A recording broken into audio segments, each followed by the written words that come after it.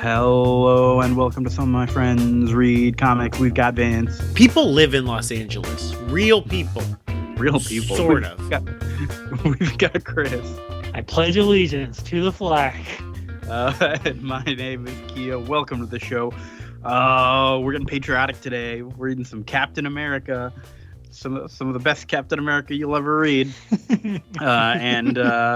We'll talk more about that in a bit. But then at the end of the show, we're continuing on with our long read of Thunderbolts. We're on issue 16 there. Stick around for that. But all right, Captain America. Boy. Good segue. We've been reading a lot of Thunderbolts, which came out around late 90s when Marvel did this whole onslaught thing, killed off a bunch of the heroes, right? So Captain America's dead, the Avengers are dead, the Fantastic Four is dead. But really, they're just kind of like off in this pocket universe somewhere, and they started a bunch of new number ones of 4 new series, Captain America, Fantastic Four, whatever. And then a year later, they canceled all those series and brought them back. Right. So we're reading the Captain America from this one year, which was written. Go ahead. Oh yeah, sorry. Finish the bona fides. Well, written by Jeph Loeb, with art by Rob Liefeld, and I think some of the most infamously bad Rob Liefeld art that has ever been put out there. We'll definitely be talking a lot about that as we go through.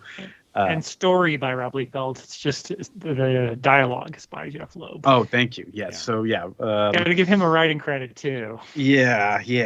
Vince, sorry, what were you gonna say? So I mean, at this point, like Marvel is really looking to like reboot their universe, like in the mid 90s. Like there's like all these different things, like Spider-Man's too old. Like he's married. You know, all these heroes have like such extensive back histories, and like DC had already done Crisis like 10 years earlier and kind of streamlined things. And so you can really feel like Marvel's trying to do that. Like there's even like Spider-Man, like the Lost Chapters or the Lost Years, where it's like written by Kurt Busiek and it's like early Peter Parker adventures. And this is right before the Ultimate Universe happens. So like I get like their instinct to be like, okay, well, we're going to try to do like rebooted semi-universes of Captain America, Iron Man, Fantastic Four, and then they subcontracted it out to Wildstorm, who I guess Wildstorm wasn't owned by DC at this time, right? Because so like Jim Lee and a few other writers, they left famously Marvel, like Todd McFarlane and I think Jim Lee was part of it, and the Savage Dragon guy. They all left, and I guess Rob Liefeld. They all left Marvel and decided to create Image Comics. And so then they were like independently owned comics that were outside of the IPs. Cause you make Spider-Man comics, you don't get paid. You don't own your rights for that. But right. Then they brought them back into the fold for the Heroes Reborn universe, which is very weird. And then they give them a lot of freedom, it feels like, for this universe. And so we have like this Captain America reboot, which on the surface, like I'm thinking like the Ultimate Universe did ultimately work and it like paved the way for the MCU really well. So I'm not going to like shit on it being a bad idea, but like execution is everything. Yes. And this is like, we always like to do like famously bad comics for April Fool's Day. And this one you had to have seen. If you've been in any online comic circles ever making fun of art, there's this like picture of Captain America where he's in profile and he looks like he has like the biggest breasts in the world. I remember there's been photoshops of Elon Musk's weird body where they merge it with this Rob Liefeld drawing of Captain America. Amazing. And so it's just like people just like made fun of it, and I mean, the whole Heroes Reborn thing was abandoned within a year, as we saw with Thunderbolts. Actually, like it provided a really good world for the Thunderbolts. Like, hey, there's no heroes here. Well, let's pick up in the thing. But the whole thing is abandoned, and this one's even abandoned quicker, because it's killed off after six issues, and then they have to bring in another writer. Yeah, I don't know if y'all read issue 7 because it wasn't the required reading, but I was like, boy, this is the most fill-in issue I've ever read. Oh, really? Yes, because it's literally Bill Clinton being like, so what happened to Captain America? Yeah, I did see I flipped through it and saw Bill Clinton, yeah. It's like a completely different artist. Nothing happens. Like literally no plot advancement at all. That's hilarious. The last time I ever saw that kind of thing happen was where J. Michael Straczynski was supposed to do a year of Wonder Woman and Superman and got pulled off of it after 6 issues. Superman Grounded, where he like refused to fly and then talk with the American people. It was real. I actually liked it a bit, but it was spinning its wheels, and they pulled him off of that year-long plan story. That's the only other time I've ever seen this. So yeah. I do also, kind of going off of what you were saying about bringing in the Wildstorm people, I imagine part of it had to have been them trying to like recapture that success of X-Men #1, right? With the Jim Lee cover, which is, I think if I'm remembering right, like the highest selling comic of all time. At the time, yeah. I think it's been surpassed, but yeah. So I can see them being like, well, let's do a whole bunch of new #1s and kind of bring back those same people to work on it. Right. But yeah. And having new #1s actually was like pretty rare at the time. Yeah, it wasn't like a every other year kind of thing like it is these days. Yeah, because my buddy was like, "Oh yeah, they're restarting Amazing Spider-Man 1 again," and I'm like, "Yeah, that makes sense. It's been like 2 years, sure." Yeah, this is Captain America Volume 2. This is the first time that it ever restarted Captain America. Which, you know, when you think about the modern age of Marvel starting in the '60s, like they waited 30 years to restart a lot of these things, and Yeah, Iron Man and Avengers and Fantastic Four had over 400 issues, and Iron Man and Captain America had 300 some, and they're just like, yeah, we're just starting over at 1. And yeah, this lasts 12 issues, and the writing is on the wall when Rob Liefeld gets fired from this book, and it's just like it's not going well on the other. Jim Lee's doing Fantastic Four, and that was okay. Which is still, it's very slow and drawn out, which this book is incredibly slow. Yeah.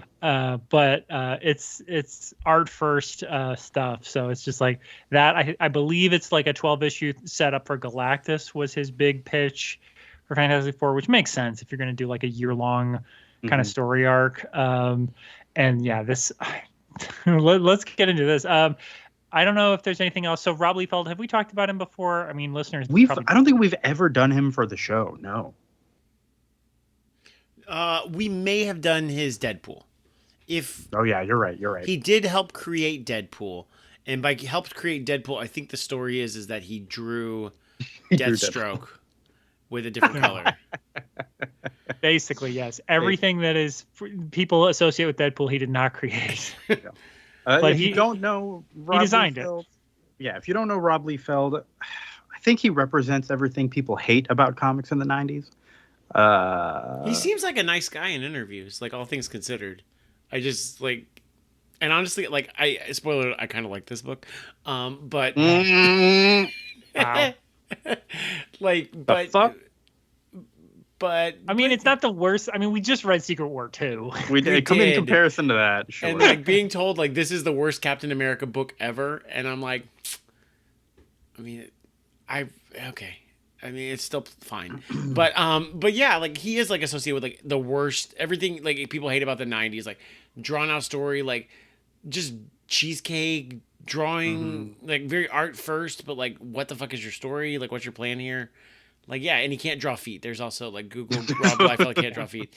Again, he just draws, like, action lines, which is, it's like if you were describing manga to someone who's never read a manga and they were just guessing what it looks like.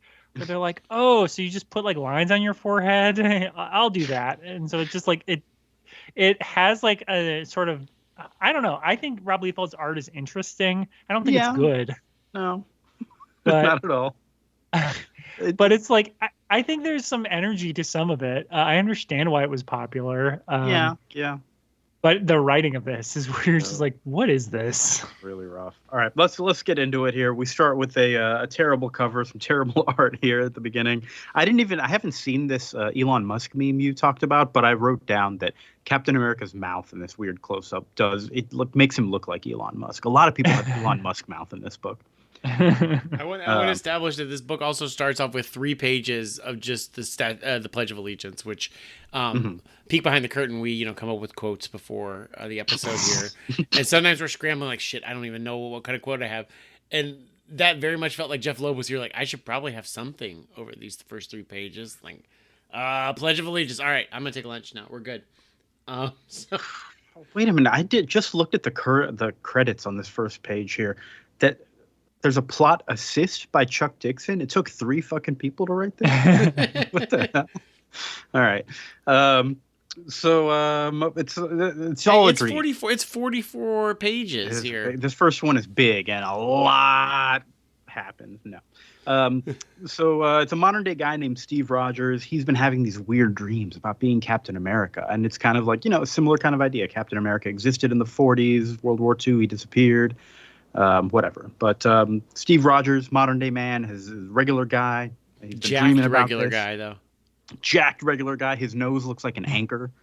It is like Arnold Schwarzenegger in Total Recall, where you're like, no, you just work a jackhammer all day. That's why you look like this.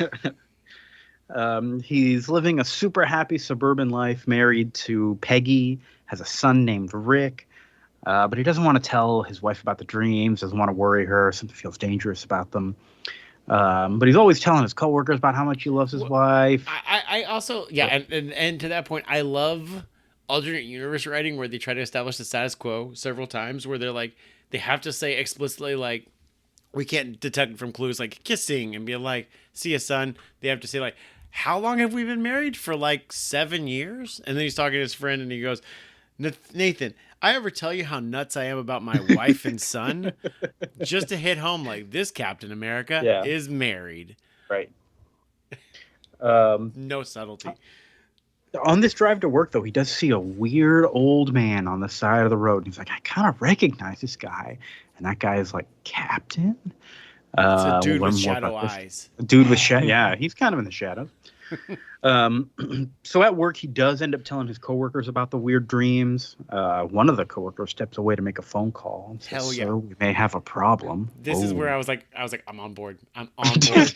He's like, guys, I'm having these weird fucking dreams, man. And then I was just at the cafeteria, and then one of them was like, yeah, I'll catch up with you later. He goes, like, he's just on the phone. I'm like, oh shit, they're all in on it. I am in. This is a conspiracy. This is gonna be good. So then we flip to a different scene, and we meet Ricky Barnes. She's a real spunky young girl in New York. She got turned down by Juilliard, so she's a little bit down. And she's got a brother who's a real shithead, got like green spiky hair, a big meathead friend. His friend is just like the Rhino. He's just, 350 pounds of muscle. Yep. Man, look at those biceps, though. And those triceps. His triceps are like his forearm is thicker than Ricky Barnes' brother's entire like body. Yes. It's like the same size, just his forearm. It's like City of Heroes or like a RPG type game where you just have like the different builds you can have. You can be like, oh, like here's your woman, here's your regular man, and here's your like giant monster man. I do want to establish that these incels are wearing like Punisher tattoos and basically just spouting Trump talking points 30 years earlier. Yep. It's kind of like, again, this book is not subtle, but at least it's anti-Nazi. So for the most part, I think, yeah. We see these new neo-Nazis here. They're ragging on the sister. And they're talking about how they're going to the World Party rally, and they're basically this modern-day Nazi party thing. And Ricky knows it's trouble, and she shows it. We see instantly she's very acrobatic. She does a cartwheel to get in front of them and say, no, you can't, but they push her out of the way and go. I don't know how necessary that cartwheel was. So this is like Bucky in this world? Like, I don't understand why they're doing this. So she was first appeared in Heroes Reborn, and she's established as the Counter-Earth granddaughter of Bucky. Are we on Counter-Earth, by the way? Yeah, we are on Counter-Earth. Okay. Yeah, this later gets kind of established as this is a whole nother world, a whole other universe, and it was created by Franklin Richards to save blah blah blah. Okay, and again, just to keep track, so Counter-Earth 1 was it's on the other side of the sun from Earth, so we can never see it. And that was the one that Adam Warlock was on. That's a different Counter-Earth. What? This is Nathan. This is Franklin Richards' Counter-Earth, which he created to like safely put his family someplace with his superpowers. Okay. I remember this now. Okay, I'm looking at her bio, and she had a book, Nomad. She was a nomad at one point. Nomad Girl Yes. Without a World. I remember that cover. She had backups in Brubaker Captain America, which I liked. I Did she liked really? this character. Is that where I knew it? Yeah. I was like, the name's so familiar. Okay. Yeah, I like the character. I'm just like, Yeah. what is she doing here? I don't understand like what this is. It really, especially between issues 5 and 6 too. I feel like we needed more of. We'll get to that. But let's flip over now to we see the World Party. They've been making headlines. They're getting more and more popular. Their rallies have gotten a little bit violent. But they're being led by this guy named Alexander, who's kind of like the front guy. Alexander the Great. Mouthpiece. Is that what they call him? Alexander the Great. He's also a Masterman, right? Masterman is like his supervillain. Yeah, I guess he's from World War II era comics, maybe. He looks like Cable, but with a regular arm, and instead of the X-Men logo, he has swastikas on those little circles.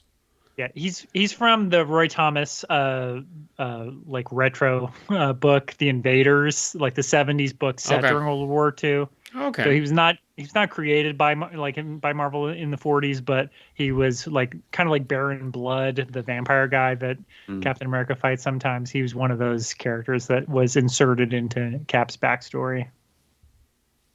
So these characters are extremely racist. They're Nazis. I guess that goes without saying, but they're very overtly racist in this book. They talk about that old black man that the Captain America saw. They've spotted him too, and they're like, "Why is he here?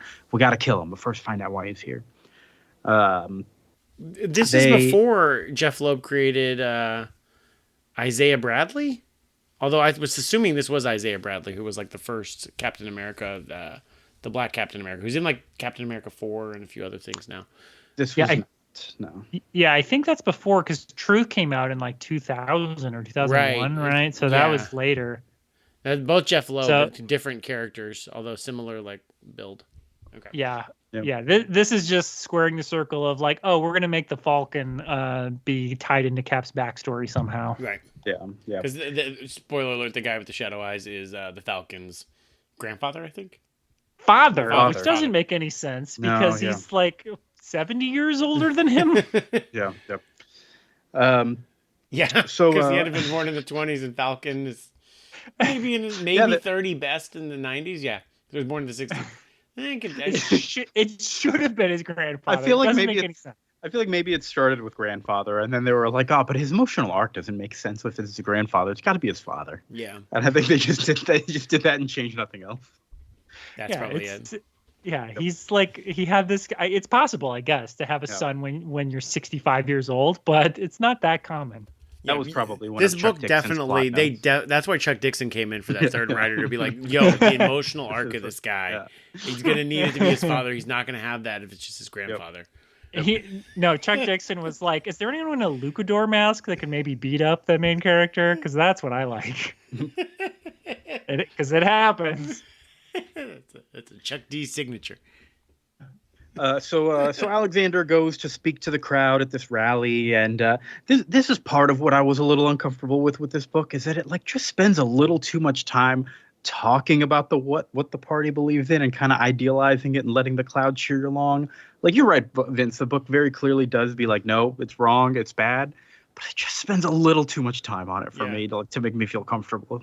I feel like Brubaker would have had maybe one or two mouthpieces, and then either the newspaper like this, he said some racist shit, or he the Red Skull or somebody like, I'm gonna go talk to the people, and then you wouldn't see the scene. You just is implied like, oh yeah, he riled up the crowd.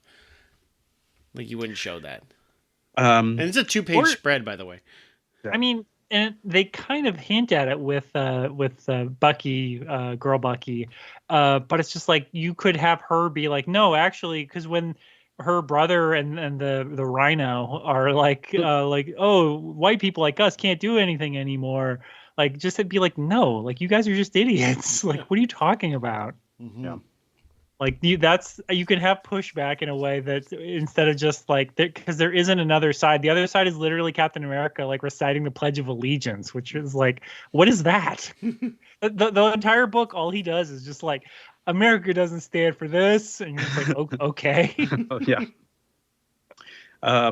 We have a scene now where we meet a character who does not matter at all. This is Special Agent Hunt. He He was is in the infiltrating crowd. the World Party. He's like back behind the scenes, and he finds out, oh my God, they have nukes. So Okay. I misread this the first time. I thought because he's in the panel like friends with Ricky Barnes' brother, like in the scene before. If he had been like a third person or this, as Chris has been calling him, the Rhino. If it had been the Rhino who was posing with that to get into this thing to be a secret Shield agent to spy on the World Party, I thought that would have been really cool. Like if you just add, do you know what I'm saying? Like I get that. Like have him actually be involved in something like, hey, he's friends with these shitheads. Like show us him being friends with these shitheads to get in. right. But they didn't. You could have just done like two more because he doesn't drawings and matter. called it a day, like and made it matter a little more and be like, oh wow, Shield's really got their shit together. This guy doesn't matter at all. He's about to die. Also, this face, like, so he gets approached by a dude, not in the shadows, a dude off panel, but the dude off panel is casting a big shadow on this guy's face, and his surprised face at seeing. Spoiler alert for the next issue: it's the Red Skull. I feel like when you see that, if you see the lettering with the word balloon with like the kind of scraggly like word balloon around it with like a thick line, like that's clearly a monster. It's got to be the Red Skull, right? Yeah, it's got to be. It's either that or the Hulk. This guy's face is like, this looks weird. I don't like it. What happens then? Captain America's roaming in the streets. He runs into this old black man who says, "Oh, follow me. I got something to show you." And he kind of like he piques Steve Rogers' curiosity enough to follow him, and he takes him back to his home where he gives him a shield. He's gone to great lengths to get this back to him. And it's, it had gotten sold off and stolen and blah, blah, blah, but he's got it. And he's been looking for him, and he gives it back to him. Right then, we see that the World Party has showed up to blow up this guy's place with a bunch of missiles. And Cap emerges from the explosion with his shield. And his opening line is, "This ends now," which really just made me laugh. I don't know. It seemed too cliche to matter at all. And his body hair looks like Velcro. Also, I don't like it. I was actually like on board with this issue for most of this. I don't like when he turns like he's given the shield and suddenly he has like badass Captain America powers where he just like beat up everybody. Yeah, like remembers. Like that's kind of boring to me.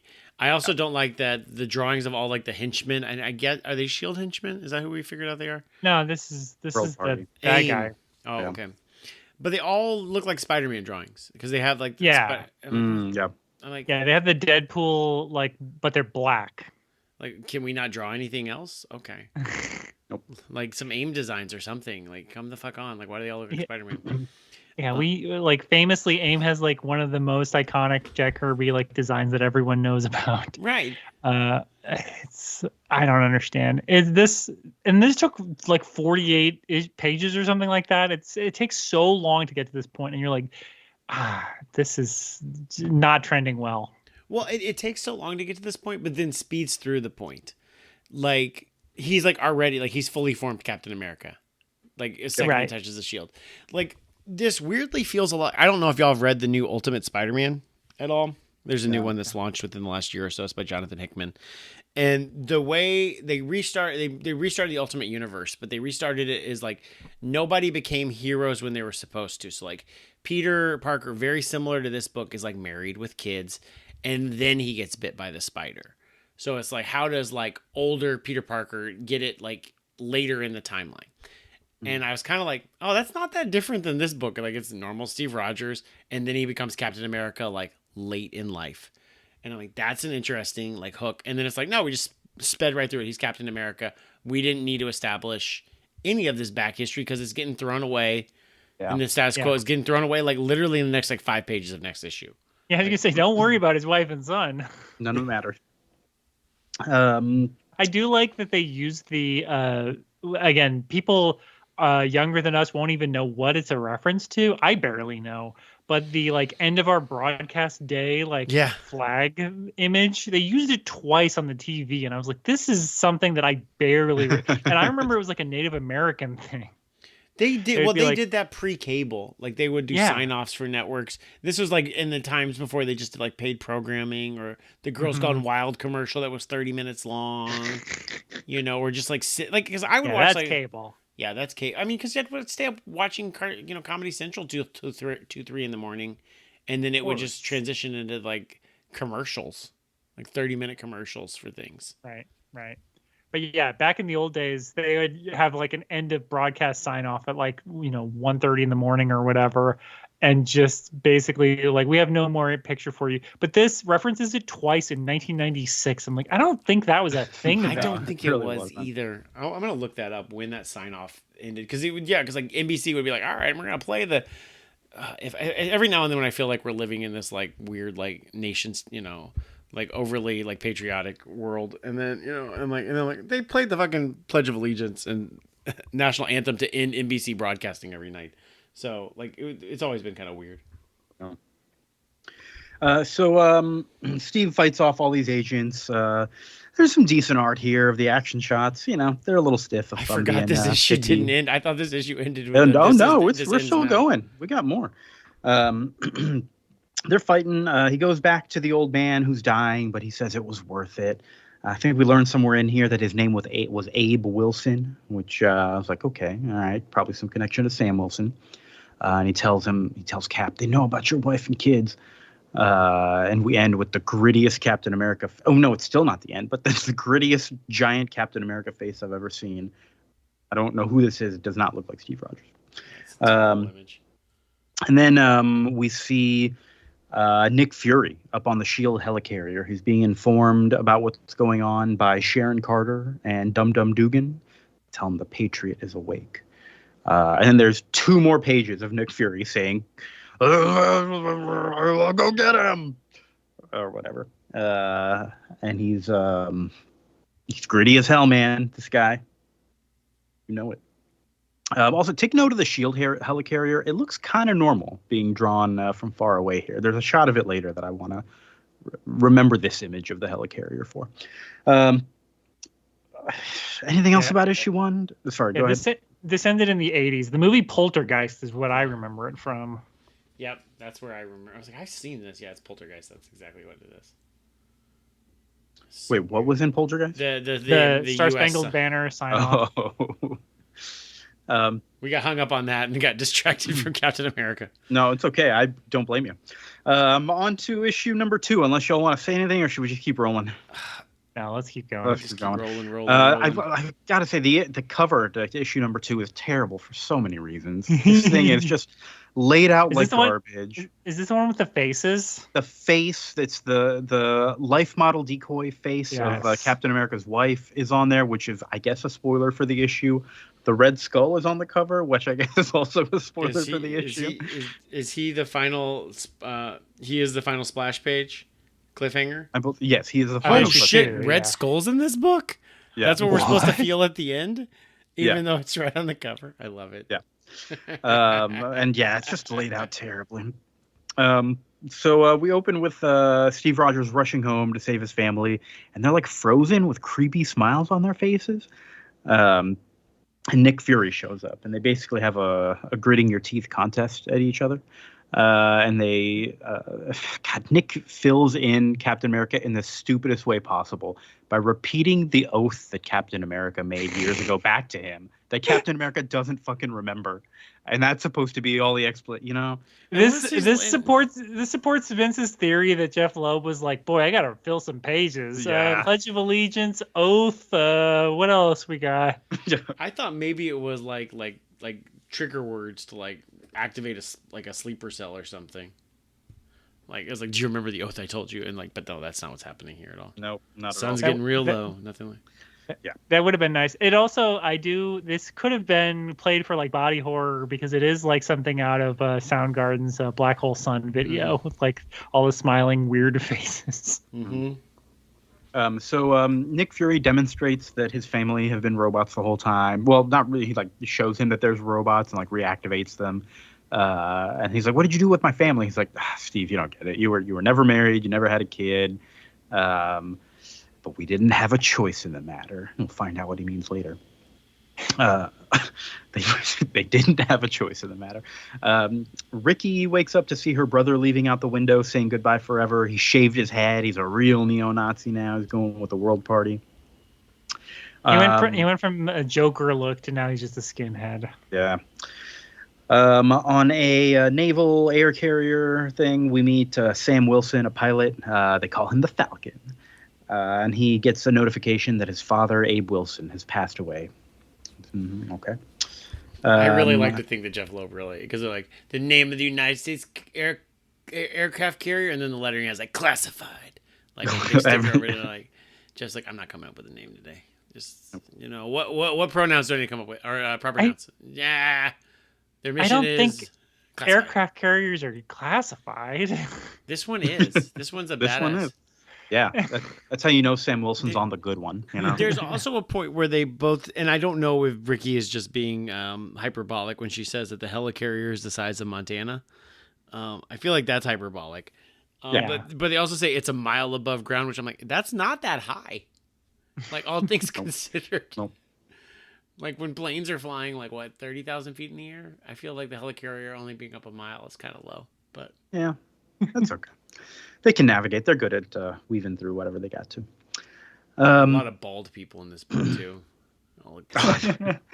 Bald people with anchor noses. Sam Wilson being one of them. A lot of them. And Captain America being not bald but anchor nosed. So what do we have next here? Alexander is interrogating Agent Hunt that they've captured. I always think about they got him they've got him pinned to a board, with like a metal belt around his waist in his underwear, and then two armbands, and then almost like a it's like a bullet shaped thing that he put his feet in. It's not like a clamp just over the ankles. His whole foot is in there. So yeah, that's so that Rob Liefeld doesn't have to. Oh fuck, you're right. Yeah. Yeah. I'm looking at the other feet in the panel. They're not. They're looking a little dicey there too. Okay. It's amazing too because all you had to do was zoom in a little bit, and you wouldn't even think about it. Yeah. It is kind of a fun. Go ahead. I'm just thinking. I'm how is because we can see his hands. So those I feel like that would be the ones I'd want to put the pod things over so he wouldn't wiggle around as much in to get out. Mm-hmm. But also it's if you did that for the feet, why not do it for the hands too? To A, make your life easier, and B, just make the whole thing a little more cohesive. Yeah. I don't know. This world party's pretty slapdash. Yeah. So what happens? Oh yeah, Red Skull walks in on this interrogation. Oh, we're done? Okay, wow. He says America's already defeated, and doesn't really say anything new, but we do end with a giant Red Skull face. Liefeld really does love ending his books with a giant face. He sure does. He loves a lot of single panel pages, splash pages. Yep. I always think about the main reason I think I was so into Brubaker and Epting's first Captain America issue was that Epting drew the shit out of Red Skull. Yeah. It's such a good drawing. And and they do. He does such a good drawing, and then I look at this and I'm like, this would not entice me the way that 2004 Vince was like, yeah, this is a beautiful Red Skull. This is very boring. I don't see any of the. I want to see very generic. Skin. I want to see something. This looks almost like peacock feathers on his face, or like Planet of the Apes kind of way his face is constructed. And then I don't like the just lights eyes. Everybody has they don't have pupils. They don't have a full eye. It's very weird. I don't like it. Yeah. I do like the spit in between the teeth. I like that part. That part I'm on board with. But I don't know. It just looks generic to me overall. Yeah, it's very. Yeah. It's not. Let's read issue 3. Although I see Crossbones on the cover, so. Yeah, he's there. Yep. This is Chuck Dixon has to step in and be like, all right, we have to have someone with a mask. Mm-hmm. All right, so we start issue 3 with a flashback of Captain America talking to President Truman, talking about dropping the bomb on Japan, and Captain America won't support that. He gives a patriotic speech about how it's wrong, and he storms off. And Truman's like, all right, well, we got to take care of this. Having Captain America enter policies is not going to be good. So General Ross brings in Nick Fury, head of a new secret task force, S.H.I.E.L.D., and Nick Fury says, I can make the problem go away. So they erase his memory and set him up with fake lives all throughout the years. So this Captain America never got trapped in ice. He has just been alive. The super serum has kept him alive and young the whole time, and he's just been brainwashed into thinking he's a regular person. Yes. This is incredibly stupid, but it reminds me of like Metal Gear Solid. Like if the twist was that in this world, like Nick Fury is just like Big Boss and he's actually evil, like then okay, now I'm curious. Like if it's Captain America fighting Shield, but no, they're not doing anything interesting. No. It's just but it is like it's so silly that they're like, yeah, shut him down. I don't know, freeze him for 50 years in fake lives. I will say I kind of like the premise a little bit of that. Like there's something fun about it. There is a fun idea that could have been explored in a different way, but like you said, Chris, they really didn't do anything with it. It doesn't feel like it actually changes Captain America in any noticeable real way, you know? And like I said, I think the way to do it would be to be like, okay, then like basically Captain America is the enemy of the security state, right, and like everything that the U.S. government has done for the last 50 years, but we're not doing that. Don't worry. Yeah, because I mean, he's just fighting a Nazi. Right. I mean, that's the fun part about like Nick Fury and like the Marvel Universe proper, and again like the Brubaker book. Which I feel is like a good, Captain America relaunch. I keep comparing to like Nick Fury is always a wild card antagonist. Like he can be a protagonist and he can help you, but he also can always be something you rebel against and fight if you need that for the book. And this book is not doing that, as you said. But like that, I'm like, oh, they might be creating like a third, another wedge for Captain America to like fight against if this book had been able to live longer. I don't. But maybe, then, yeah. But it makes Captain America look like a fucking fool, like because he goes like, all right, Nick Fury's like, now you do get a choice. You can go back to sleep, or you can come back and work for Uncle Sam. And then there's one panel of Steve Rogers thinking, and then Steve Rogers goes, all right, but this time it'll be under my terms. And then it's never revisited again. No, even though like this guy just stole 50 fucking years from your life, like. And you're like, oh yeah, but it's be under my terms. I'm under control now. Like, I don't trust Nick Fury as far as I can throw him. Yeah, Captain America just looks like an idiot for trusting him. And again, like I feel like they kind of went off the rails a little bit after I guess Civil War or whatever. But like that was the fun part of that second Captain America movie, which was the first one set in like modern times. Of like, yeah, like Captain America being like at the beck and call of the security state kind of does like not make him very heroic or interesting. Right. And having like, oh, maybe this has been infiltrated is a good way to get out of it, which is how they ended up going. But it's still like something that this book should have done instead of what it does, which is nothing. Right. And another kind of wrinkle to all this that I also liked the idea of is that like, okay, he's waking up because the Nazis are back. That kind of makes sense. Like it's kind of triggering something inside of him and waking him up and making, that patriotic side of him wake up. But it also really like doesn't connect those dots as well as it could have. Like the whole time we get kind of random dream sequences of him and there's random mentions of the World Party, but it never makes any attempt to kind of connect those two. Right. I don't know. Well, I feel like some of those dream sequences are just so you have Captain America in costume at the beginning of the book. Yeah. It's like there's practical matter. But like, if I'm reading this and I'm like, oh, I'm going to jump in on Captain America #1. I've never thought all about Captain America. Like it throws away like the entire like reboot's hook by issue 3. Like Steve Rogers doesn't remember, but everybody else does. And then, like, he's got a family. Well, that's interesting for Steve Rogers. What's that? Like, well, his family's gone. That doesn't exist anymore. He works for Nick Fury. He works for the Shield. Like, we're already there. Like everything that's happened, like up in the dreams are never revisited again. Like you fucked with my brain. Nothing's revisited that. The only difference is he doesn't have an A on his head. He has like the eagle symbol. Shield symbol. I did write down that there was like no actual redesign to this costume. They go up on the helicarrier, meet Sharon and Dum Dum, and they get a new costume. Dum Dum gets a new costume. Yeah, but Cap doesn't. Oh well. Honestly, would you have trusted Rob Liefeld to redesign Captain America? That's true. I mean, you gotta trust Jim Lee for that. Yeah. Jim Lee's your costume redesigner. He's gonna do wonderful things for all those costumes. Yeah. Right, what if the Huntress just had like a hole in her costume where she could just hit her in the belly? What if Superman had like a higher collar? Yeah. No, he needs a negative space star to show off a little bit of that inner boob. Yeah, Star boob like Power Girl. Star boob. Yeah. Yeah, That's no, what he I'm needs. joking. All right. So meanwhile, we got Red Skull kind of being pissed at Alexander. He says, "Hey, you've gotten too popular. You've made the news too much, and that's woken up Captain America. I'm bringing in Crossbones to take care of it." Hell yeah. Then at Abe Wilson's funeral, Sam Wilson is there, shows up and talks to Cap, and punches him in the face. He's It's like, so mad at him. Everyone is so extra. Like Cap in the past is at like 100 of like, Harry Truman, you're a moron. And then Sam Wilson, the president, is like, Cap, I hate you, and slaps him in the face. And you're just like, why is everyone like this? You killed my father by setting him on a path for 50 years after you were frozen for him to be obsessed with you. You did this to him.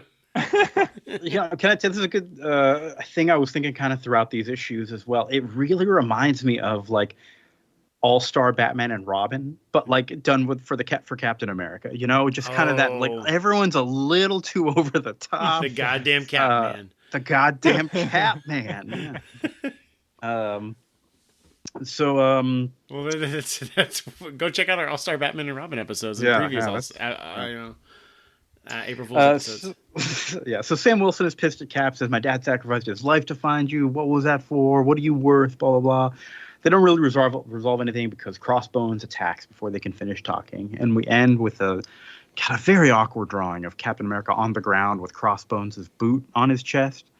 It doesn't, like, the more I look at it, the more what happened here. Yeah. How do we get to this point? And it said to be continued. Like we had to tell you. I'm like, I didn't realize we were already done with this issue. It seemed very sudden. Yep. I just don't like this image at all. I do think it's really fun because I was really obsessed with the Brubaker Cap, run that we just, finished in this series. Like, it's fun seeing all these characters in different contexts. Like, oh, I didn't know Crossbones existed. I mean, obviously he did. I didn't know how Crossbones existed prior to Brubaker's run. I was happy to see Sharon Carter. Like, I was just happy to see like supporting cast members that I'm not used to seeing. So that was fun. Mm-hmm. Even though they're completely underutilized compared to how Brubaker did them. Yeah. Although Falcon he's trying to make him he's trying to build a supporting cast. Yeah, he did a decent job for Sam, but yeah, he's very extra, like you were saying. It's kind of like forced emotion. Well, yeah. I mean, because the first couple issues, I'm like, Cap has no supporting cast here, like, and I feel like that was the strength of like the Brubaker run is they had a really good supporting cast. I'm like, okay, well, we're in issue 3 and we're finally starting to add Sam here, and then there's like Ricky Barnes, but Ricky Barnes is also similarly acting like other characters, like the Black Canary character in All-Star Batman and Robin was like, are you ever going to meet the main guy? Are you just going to be like, what are we doing here? Just going to be sexually harassed by bikers for like 5 issues or what? Well, I don't even think she was in the issue 3 at all for her. Maybe she was. Was her brother shaved head? Because she's definitely like the narrating character of issue 4 here. I don't know if she's in issue 3 She was not in issue 3 at all. You're right. I didn't write anything down. Yeah. Which is, I always find it weird to like, remember me? And I'm like, well, if you were important enough, you would have been in the last issue. Yeah.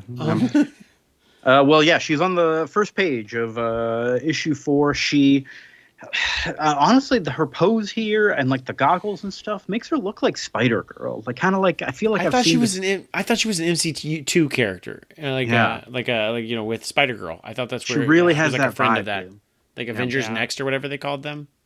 Yeah. A2. Aranya. Remember Aranya? She kind of looks like that. Yeah. Aranya from Madam Web. Oh, yeah. One of the 3 girls. Yep. She's the skateboarding girl. Okay. Well, I saw Madam Web. Chris, okay, I did want to ask you of the rankings of the Spider-Man movies that you've covered now. Morbius, Madam Web, and Kraven. Which one's the best? It's interesting because I listened to another podcast and they ranked Kraven at the bottom and they were like, "Oh, Madam Web's the best because it's the funniest." I feel like if just as a movie, Kraven is the most competent. So if that's what you want, like that's movie. Yeah, it's fine. Morbius is like a movie that Marvel would have like given to like Fox in like 2005. It takes an hour for him to get Morbius powers. It's so boring. And Madam Web is just nonsense. Like, it's so crazy. So I would actually probably rank them Kraven, Madam Web, and then Morbius because it's boring. Okay. Cool. Okay. I still need to watch Craven, which is on Netflix now, so then I can listen to Your Stupid Minds. Yeah. All right, here we got Ricky. She has infiltrated the World Party at HQ. She's there now.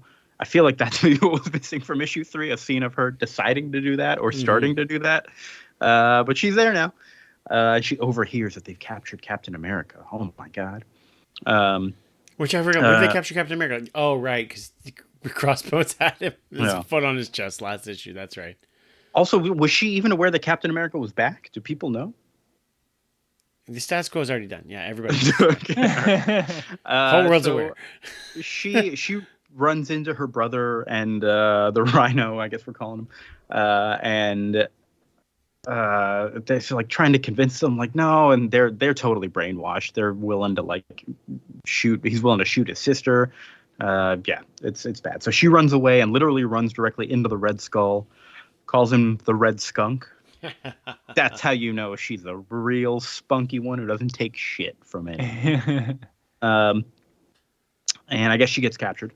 Captain America and Sam are in some chains. They got captured, I guess. Why did they capture the Falcon? Like, what was the plan with that? It doesn't make any sense. Look, he punched Captain America. You're right. Why did they capture one random bystander from this funeral? Racism. That honestly maybe. So they keep talking a little bit about some of Sam's problems, and Cap is trying to comfort Sam, but he's just not buying it. Red Skull walks in holding Captain America's shield, and Cap is pissed. Says put it down, and he won't. Red Skull talks about how Captain America is the perfect example of the the Uberman. He exemplifies all those Nazi ideals. You're white, you're blonde. I think you're blonde under there. Why don't you just take it off, man? You've got him captured. Yeah, you can see his eyebrows. Yeah. But Captain America breaks free with anger and does some good fighting with the chains that were holding him. Beats down Red Skull, beats down Crossbones. And him and Sam are starting to head out. Sam kind of gives them like whoa, okay, you're actually pretty good. Then Alexander shows up, and Captain America does recognize him as Master Man. But this is when Master Man decides to turn on the Red Skull. This moment of all moments, when Captain America is escaping. Okay. But he tells the Red Skull, like, hey, I'm the one who's been doing everything. I've made the World Party successful. I found the shield for you. I killed that old black man. And Sam hears this. He goes, what? And he like kind of goes to attack him. But Master Man's guards shoot him down instantly. And Sam Wilson is shot up and on the ground. Army of Deadpool / Spider-Man kill him. Yes, yeah. Sam Wilson, he's down. And also Ricky is now tied to one of the nukes and is going to get sent to LA on a nuke. Cool. She's tied to the nuke, and I know this is a superhero book, but the physics of tying somebody to him, I feel like it's going to throw off its like balance. Like I feel like this missile, like me and my son and his friends have done like little rockets and stuff with little rocket engines. You fuck with that at all, it's going to, it's going to go like this is not thought out. Also, so they're running for elected positions here in Philadelphia or whatever, but then they're also going to like launch nuclear weapons within the United States. Like, I don't understand the plan here. Yeah, it needs to be one or the other, really. Maybe they're going to run like this tragedy has happened to us, and we're the World Party is the only people who could save us because the Democrats and Republicans don't do shit. And so the third wing party is going to be the one that has to take over and help. I guess, but the American people. Again, that's what Republicans do already. Just run as a Republican, Red Skull. Yeah. Well, I mean, but yeah, but like also they're like, is this where my quote came from that they were going to destroy Los Angeles? Because Los Angeles isn't real people. So I mean, based on like America's response, like I guess people wouldn't give a shit. If hundreds of people and thousands of people lost their homes in a city, it got nuked. They're like, fuck them. We don't like that they're a liberal city. So who knows? Who knows? But we get a special bonus pinup. Sorry. Yeah. We get a special page of non-story.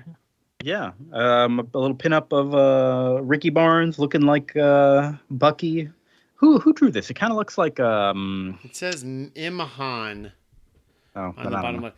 Also, does it have that? Because this is I have the digital copy. Does it have the word special bonus pin up Bucky? And is that what I'm supposed to rip out of my comic book and then put on my wall? In which case, I think the words like special bonus pickup are super tacky. Like I just want the picture of Bucky if I'm gonna rip it out of my comic.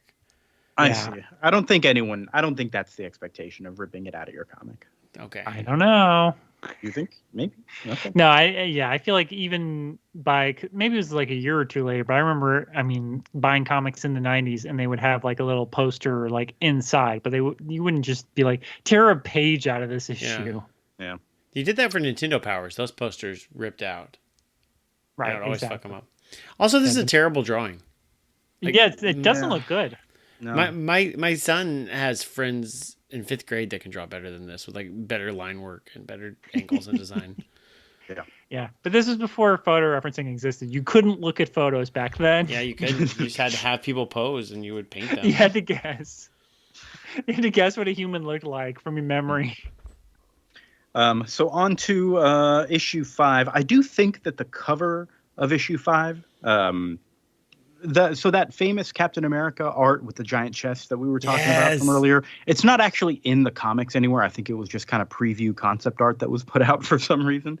But I think that this Sam Wilson is like the exact same image but flipped on the cover, because it's like the exact same chest, the exact same everything. The proportions are there. He just kind of flipped it and made him bald and black, and that's it.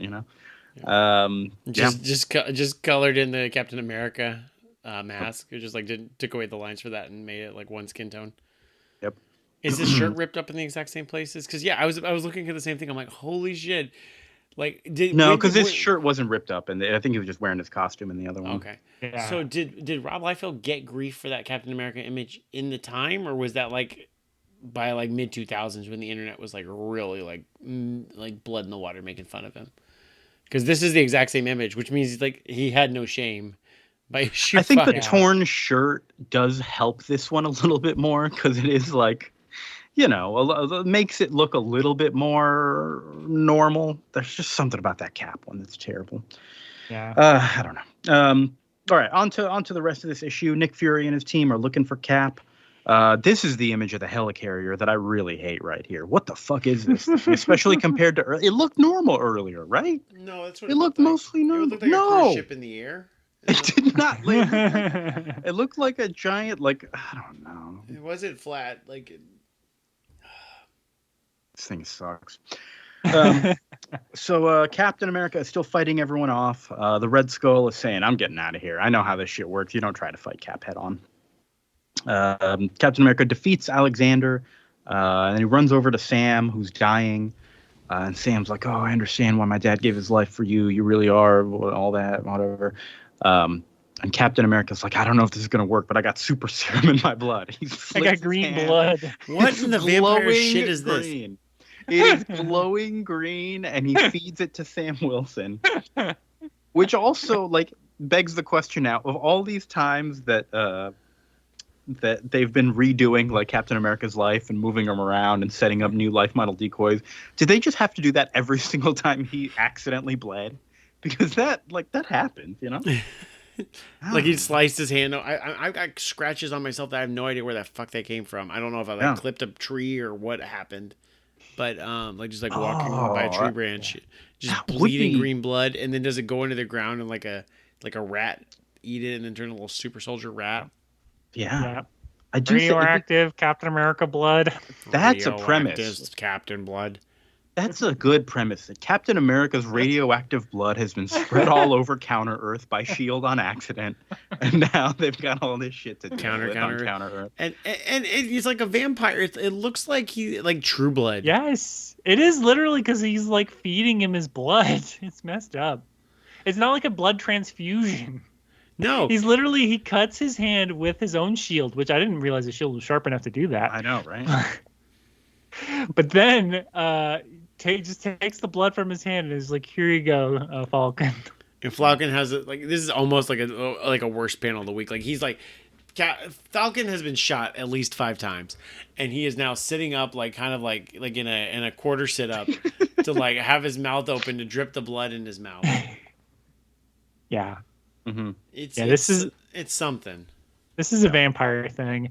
But yes, so then he runs off and he has to stop the nuke thing. He finally meets Bucky. Ricky, yeah. Ricky. Well, hold on. Before that, there is a scene I want to talk about because we haven't mentioned this other Nazi, Herr Schmidt, who's also there. Another, like, it's a little too complicated. I don't think you needed this guy, but he's in the control room being like, okay, Master Man should have turned on the Skull by now. And Skull shows up and hits him, like punches him so hard. I can't tell if his eye is popping out on purpose or if it's just bad Rob Liefeld art. I don't know. He does have a monocle, which I do like that design. This isn't Strucker, is it? It's not, I don't think, but it is. Yeah, like this is just a Strucker type henchman for Red Skull, which is confusing because in the next issue, Baron Zemo. I don't know what's going on in the next issue. We'll talk talk about the next issue. That's something. Yeah, that's something. I don't understand what's happening. I literally read it and was like, I don't understand. About that. The epilogue of the story. Cap does show up and meet Ricky, shows up and frees the shield. He uses the shield to cut the ropes. Alexander is getting ready to launch the nukes. Doesn't give Ricky his blood, his delicious blood. He should have, yeah. Yeah, give everybody some superpowers. Give everyone super blood. But Ricky instantly starts fighting. She's acrobating around. She's good. Cap's fighting. Alexander drops the nuke controls at some point, so Ricky grabs it, and Alexander's coming up to her real menacingly. But then Sam shows up. He's okay. And him and Captain America give Alexander a big old double punch while they both yell, "God bless America."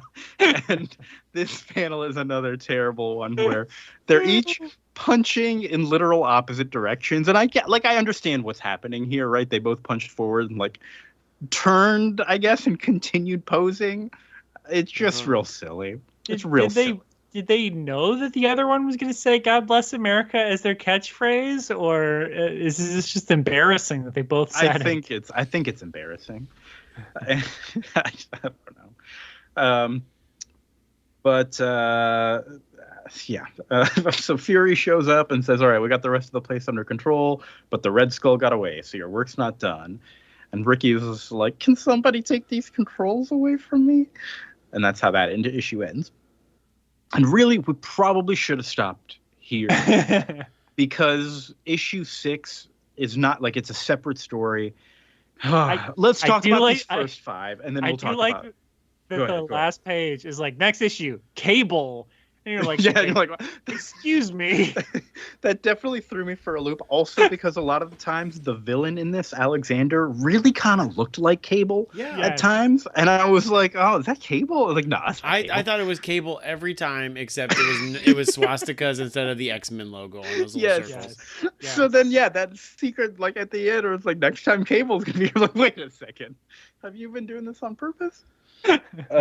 So Marvel also probably feels like they should have stopped at issue 5 based on issue 6. I think so. Okay, so here's what happened is that I mentioned how there were these 4 different miniseries that they started for all the different heroes that were off in there doing their thing. And issue 6 for all these series was a crossover between them. So it was a 4-part crossover that started, I guess, in Fantastic Four number 6, and then went to Iron Man 6 or whatever, and ended up in Cap number 6. So this is part 4 of a story, and it makes zero attempt to catch you up on whatever the fuck is happening. So why it says Industrial Revolution Epilogue? Yes. The arc that we've been reading up to this point is not called Industrial Revolution. No. And maybe it would have made slightly more sense if it said Industrial Revolution Part 4 of 4 or something like that. Right. But, yeah. And also saying next time Cable, you should have that. I mean, as much as we made fun of that, Secret Wars 2 is check out the next issues where the Beyonder does this bullshit. That would have been helpful. I have to talk to Matt Murdock. Well, no, it really should have said next time, check out Fantastic Four number 6, where Captain America shows up in a 4-part story, I presume. I don't know. Let's talk about this one real quick, and then we'll talk about the whole, I guess.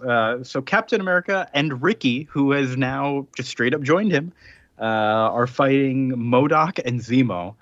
I will say, I actually kind of like Rob Liefeld's Zemo interpretation. It's got kind of a Scarecrow-esque look in the face. He's got a gold mask too. I'm into it. I'm into it. I do kind of like the bag look. Yeah. So there's MODOK's hair looks there's a Zemo too. on Counter Earth, and also a Zemo on Earth. Oh, Yes. yeah. But Yeah. are they the same Zemo, or is this the father? Unclear. Yeah, Helmut or the other one. So what else we got? Yeah, Cable's there the whole time going, interesting. This Captain America's a little different on this world or whatever.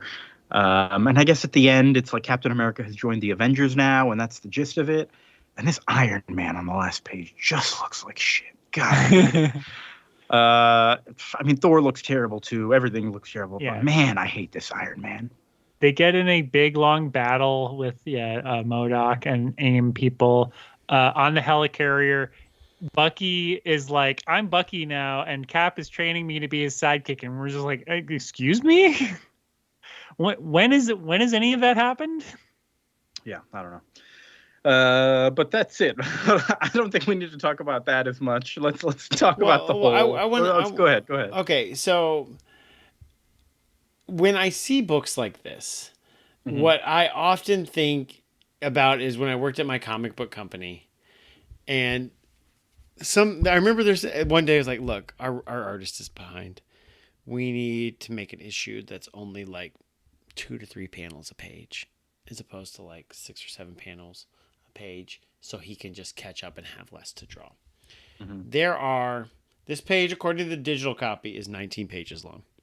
There are multiple double page splashes on this stuff. There are 6 splash pages, full splash pages in this issue. 2 double page splashes of just single there. And there are several pages. There's at least 2, but I think maybe 3 am I counting here. That's just most of the page is one thing, and then like a very tiny panel, a sliver of a panel at the bottom. So we're talking pretty much this book has like 11 full page splash pages.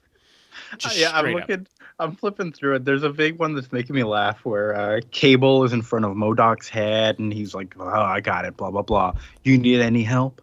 And the next page is another splash panel of Cap saying no. It's amazing, right?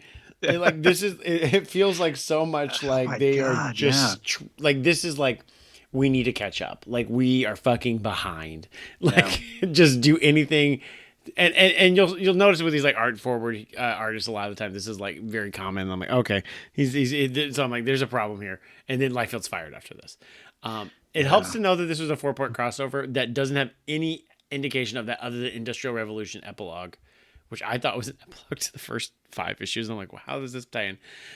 I do like that Cable's like, this guy's a little different. Well, but I thought he died with Onslaught. So I'm like, okay, so the cracks are happening. No, I think he's more saying that, hey, on this universe, Captain America never died, maybe, is what he was getting. Oh, so we're not even seeing like something cool, like this doesn't belong. Oh, but maybe, I don't know, I'm giving it more credit. Who knows? It was bad. I was very confused because we missed the first 4 parts. But even then, it's like the Avengers don't show up until the final issue. And he's like, yeah, I'm part of the Avengers now. I was like, okay. Yeah, it doesn't feel like it.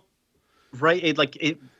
I feels like a crossover because I don't know what was going on, but it also didn't feel like a crossover because nothing crossed over, Right.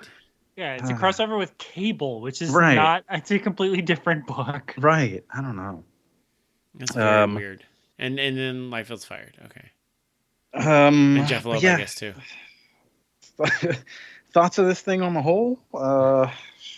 Bad. Don't read it. It's bad. It's not as bad as I thought it was going to be. Fair, I think that like the first 5 issues are very much like Captain America figures out that he's been lied to this whole time in this universe.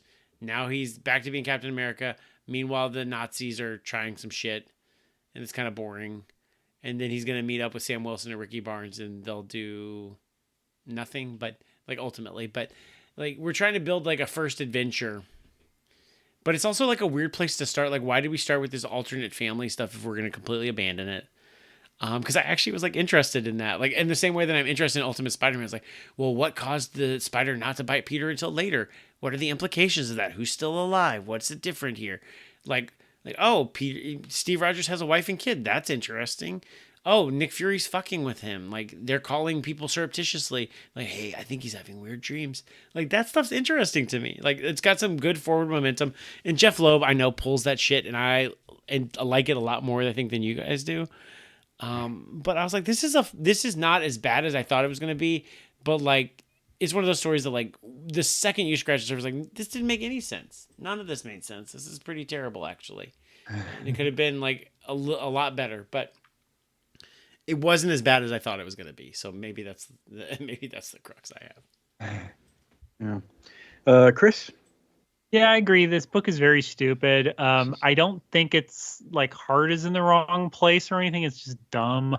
And I don't have patience for Jeph Loeb. Like now in the future, all comics are like this. But even like in 1996, like the audacity of 5 issues and really 6 issues, because issue 1 was a double to tell that story. I'm like, why? Yeah. This could have been 2 issues. Yeah. Like it's so drawn out, and like the pacing is horrible. Like Jeph Loeb, he always had slow pacing. I mean, we just talked about Hush, which I think has pretty bad pacing, but like this is so much worse because it's Liefeld's. He's actually doing the layouts for everything. So even if Loeb is like trying to make sense of it, like it's just so slow. I don't know if I have anything else to add that hasn't already been said here. I don't. I hate these books. There's glimmers of hopes in here, right? There is those bits of like, you think of the ways that it could have been tweaked, but I don't know. Let's move on to the Thunderbolts, I think. Y'all ready? Ready for this? Let's do it. Let's do it. I'd already forgotten who they were fighting with the cliffhanger from the previous episode. The Thunderbolts. All right, so we got the Great Lakes Avengers on the cover. They're calling themselves the Lightning Rods right now. Friends of the show. Big friends of the show. Why are they calling themselves the Lightning Rods? We'll learn. We'll learn. So we open on Castle Zemo in Mexico. And Techno's coming in to tell them that the Thunderbolts have resurfaced on Earth. And we see them fighting the Great Lakes Avengers there. So the Great Lakes Avengers are sad because they tried to leech off the popularity of the Thunderbolts by changing their name to the Lightning Rods. And then the Thunderbolts got outed as villains. And so they're kind of caught in that as well. And everyone thinks they're villains. So they're pissed at the Thunderbolts. And the Thunderbolts are like, we had nothing to do with any of that. So they're all fighting. They kind of pair up, although there are only 4 Thunderbolts and 5 of them. Big Bertha is stronger than Moonstone realizes, and she gets squashed. Mach 1 is kind of doing fine against Flatman until Doorman shows up to help. Songbird is fighting Dinosaur. I forgot Dinosaur. She's just like a pterodactyl girl who doesn't talk. Hell yeah. But they both have sound powers, and so Dina's kind of overtakes Songbird, and she's not used to it. She gets taken out. And so Jolt is kind of the only one who's remaining fighting against Mr. Immortal. She's wishing Atlas hadn't run off on them. And we cut over to Atlas. Eric, he's found his brother Carl in a bar. He's got a new face and a new voice, so his brother doesn't believe him, so he has to tell him something from when they were kids to prove it's him. And then, boy, you picked a good night to show up, Eric, because some loan sharks show up right then and there. And Eric kind of stands up to them, and he gets pistol whipped in the back of the head and knocked out. Back at the fight, Jolt is not giving up. She helps out Mach 1 to kind of free him. Mach 1 helps out Songbird, who seems to really resent being helped. She's like, what am I supposed to do? Thank you for being my knight in shining armor or whatever. And Abe is just like, I'm just trying to help. Moonstone wakes up and blasts Big Bertha's head with a big-ass fireball. Damn near killed her, I think. I don't know. She knocks Mr. Immortal unconscious, and they've won. And then we see, we kind of learned that we've seen that the Great Lakes Avengers were kind of hired by S.H.I.E.L.D. to help out here. And so S.H.I.E.L.D. and Colonel Bridge, they're kind of waiting for word back from the Great Lakes Avengers. And then we see the Great Lakes Avengers on a cliff in the distance, waving bye at S.H.I.E.L.D. Bye, guys. We did it. We left the Thunderbolts in the woods for you to collect them. We're going to go now. Bye. And then immediately afterwards, we see the Thunderbolts undressing in those costumes, which pretty cute. Yeah. I do wish, I don't know if it's the art or the writing, but I'm like, this should have been a little funnier than it was. I don't feel agree. Yeah. There's something that could have been better there. But it's a cute idea. I like the idea, but I feel like the execution wasn't quite as funny as it could have been. Yeah. Zemo has been watching all of this happen. He's watching the news, seeing that they're sticking together, and he's telling Techno, like, how good are you with robotics? Is that what he said? Like, come on, man. You know how good he is with robotics. He is a fucking robot right now. I'm probably pretty good. Yeah. And he's like, all right, we got to act swiftly. But there's a dude in the shadows watching them? What? What? With a cape. It looks like Batman, but I know Batman. Yeah. What do we got then? The Thunderbolts are at home trying to figure out what to do. They've got the news on, and they see that the Hulk is causing a rampage, and Moonstone says, oh, that's what we got to do. We got to go after the Hulk, start building some goodwill again so people can see that we are good, And everyone starts to follow, and Abe pulls Melissa back, and is like, hey, should we really follow her? After she, killed that guy on that other planet, we saw her do it. And Songbird is like, what are you, scared? That's not how Screaming Mimi plays the game. And Abe is not feeling good about all that. She's like, yeah, she's really going back to her old ways here. Atlas wakes up next to his brother in a car that is in a car crusher at the pound. And he grows big and breaks out. And says, Carl's under my protection. Beats up the loan sharks and gets them out of there. Goes back to his brother. But they've been beating up on his brother. It's too late. His brother's passing out. He's going to die. Of what? What did they? I don't know. Oh, they shot him. But Eric's not giving up. He kind of the brother talks about how'd they get to this point when Eric turned into a supervillain and left, and it made the papers. The whole family was disgraced, and kind of everything went to shit after that. So Eric feels really terrible. He doesn't want to let his brother die. He kind of picks him up and runs off with him, saying he's going to take him to a hospital. Meanwhile, Hulk's going crazy, throwing cars around. The Thunderbolts show up to fight.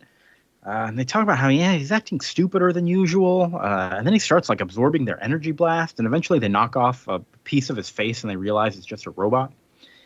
We cut back to Zemo, who's like, they found out the robot. That's okay. They didn't do it early enough. Techno, time to man the probe. So I don't know what they've got planned. And then we see the dude in the shadows who's been watching them. It's Citizen V? What? What? But no, Citizen V is Baron Zemo. What's up with that? Mm-hmm. Who knows? Cute little cliffhanger. It feels like not a ton happened in that issue. The Great Lakes Avengers fight was mostly inconsequential. As was the Hulk fight. Yeah, exactly. They kind of neither of them exactly led to anything. But the Eric stuff was interesting, I guess. I imagine he'll go back to the team afterwards. But that's about it. Yeah, I feel like reading this immediately after the Liefeld Captain America, I'm like, oh wow, look like a comic with bright colors and and clean lines. And just more dynamic, multiple people in the same panel kind of poses. And actual character poses, not just a weird mouth looking at things. It's a very stark contrast. Yeah. It's oh. Okay. And honestly, Busiek's writing and Jeph Loeb's writing are night and day different. They are different. Yeah. So. Yeah. Chris, any thoughts from you? I mentioned I wish the Great Lakes Avengers stuff was a little funnier. I think they probably should have just made that the whole issue. The Hulk stuff, I'm like, get it out of here. I don't need this. Yeah, it was very quick that we see them preparing, talking about robotics, and then this thing is built, and then it's on the news, and then they're going out to get it, and then it's revealed that it was a nothing. It all happens a little too quick to be satisfying. Yeah, and I feel like we're hitting the same, and I get it, it's just the nature of especially team comics of the time, but I'm like, we're hitting the character beats a little too much. Twice Melissa's shut up, Mach 1, where we're just okay, I get it. Mm-hmm. Yeah, I'm ready to see whatever that's going to pay off into,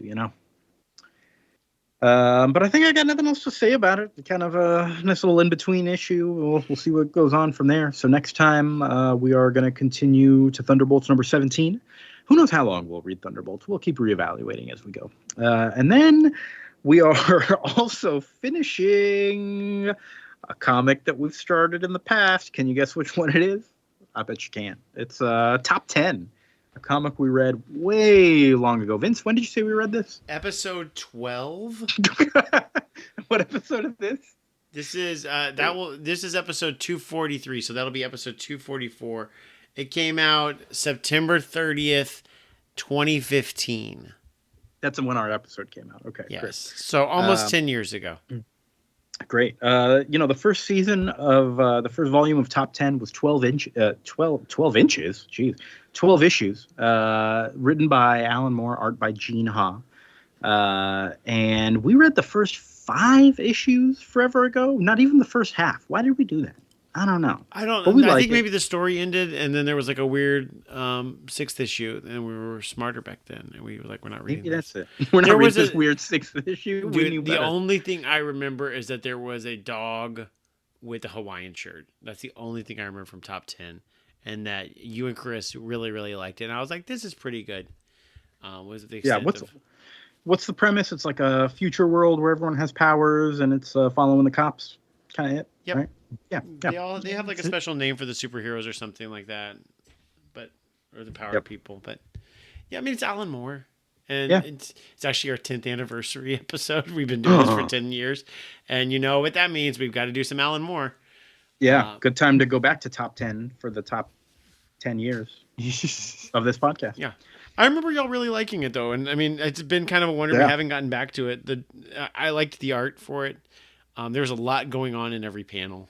Is what I also recall. Yeah. So Yeah, Gene Ha's great. So we're doing Top 10. We're finishing it up. We're doing issues 6 through 12. So that's 7 issues total. And those are all on DC Infinite.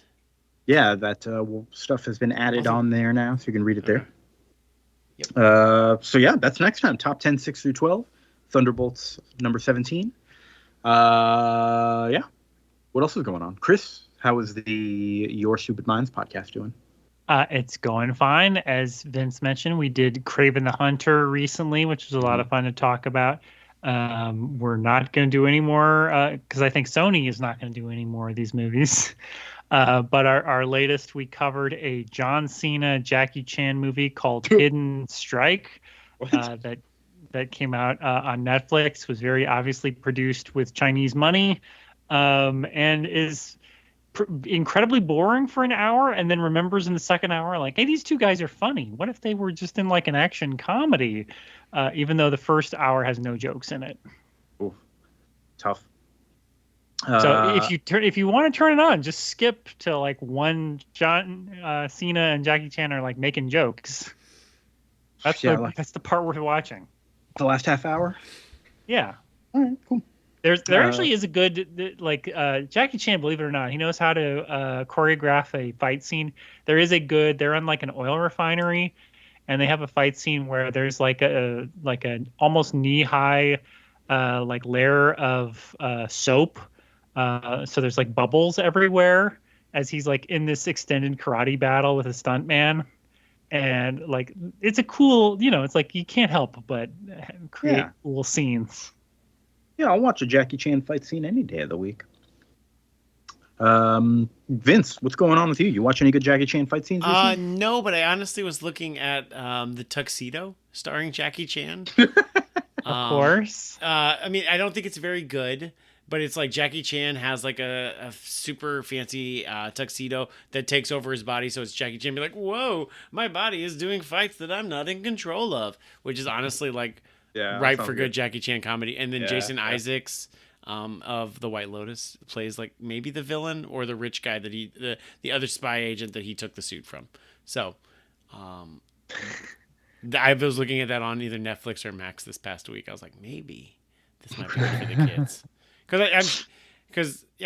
And then the new Karate Kid with Jackie Chan and Ralph Macchio teaming up from the two Karate Kid continuities looks pretty good too. Huh. Well, then Jackie Chan First Strike with the ladder fight. It's always a good one. Wait a minute. Do we really need a Karate Kid multiverse? Yeah, and I don't know how it ties in with Cobra Kai. I don't know if it does or not. These are actual legit questions I have. All right. Cool. Kia, what's your Jackie Chan recommendation? Or are you just going to do Kung Pao Enter the Fist? No, but I'm just thinking about Drunken Master, like all that drunken fighting as well. I think there should be more movies with that drunken monkey style of fighting because it's so entertaining to me when someone is drunk but fighting well and is real, just like whoa, I don't know what I'm doing. I'm just fighting. That shit gets me every time, and I love it. So that's my recommendation. Go watch any movies with drunken monkey style fighting in them. It doesn't have to be Jackie Chan. And I think that's it. We're done. Vince, I love you. I love you too, buddy. Chris, I love you. Can I have some of your radioactive blood if you love me so much? I've been dying to make you a radioactive vampire with me, Chris, so we can live and be in love forever until the end of the time. And every time we get Chris, when we get scabs, they're gonna like glow green. It's gonna be so cool. You're gonna the blood clotting is green for your scabs. Of course, of course. That's the best part of being a vampire. They don't put that in the movies because they don't want people being vampires. Listener, we love you as well. Thank you so much. We'll see y'all next time. Bye.